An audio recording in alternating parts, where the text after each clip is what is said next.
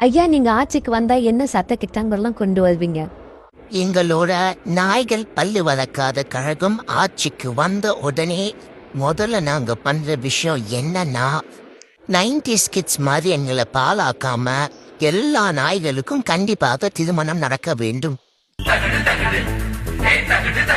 வீட்டு நாய்களுக்கும் தெரு நாய்களுக்கும் நடக்கக்கூடிய திருமணங்களை நாங்கள் கண்டிப்பாக வரவேற்கிறோம். சாப்பிடுவதற்கு முன்னால் ஸ்டே சொல்லுவதை அறவே ஒழிக்கிறோம். எங்களை ஏமாற்றி குளிக்க வைப்பவர்களை வன்மையாக கண்டிக்கிறோம்.